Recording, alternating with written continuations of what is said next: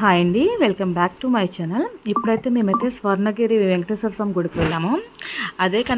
అదే వీడియో మీకు పోస్ట్ చేశాను, చూపిస్తున్నాను కదా. చాలా బాగుందండి, నాకైతే బాగా నచ్చింది. ఇదైతే 108 మెట్లు ఉన్నాయి. ఆ తర్వాత లోపలికి వెళ్ళాక అయితే దర్శనానికి టికెట్లు తీసుకోవాలి. టికెట్స్ అయితే మనం తీసుకోవాలి.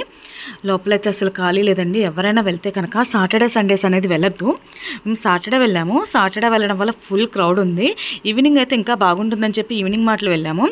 ఇందులో దర్శనం టికెట్లు అయితే 1000 రూపీస్ ఉన్నాయి, 650 రూపీస్ కూడా ఉన్నాయి. 1000 రూపీస్ కనుక తీసుకుంటే కనుక ఫాస్ట్గా వెళ్తారు అనుకుంటున్నారు, కానీ 1000 రూపీస్ అయితే ఎక్కువ, చాలా టైం పడుతుంది. మేము ఆ రోజు వెళ్ళినప్పుడు 50 రూపీస్ టికెట్స్కే వెళ్ళాము. ఎందుకంటే 1000 రూపీస్వి స్టాప్ అయిపోయినాయి, ఆపేశారు. అందుకని చెప్పి ఇంకా పూర్తిగా కన్స్ట్రక్షన్ అనేది ఇంకా అవ్వలేదు, అవుతుంది కొంచెం కొంచెం. నేనైతే కొంచెం లోపలకైతే ఫోన్ ఎలవలేదు కాబట్టి మొబైల్ సరౌండింగ్స్ మొత్తం కొంచెం తీసిన వీడియో, ఏమనుకోవద్దు సరిగ్గా రాకపోతే కనుక. నాకైతే వెంకటేశ్వర స్వామిది అయితే కోనేరులో ఉన్నది చాలా బాగా నచ్చింది. ఎక్కువ పైనుండి చూస్తే కనుక మొత్తం కనిపిస్తుంది ఫేస్ అనేది.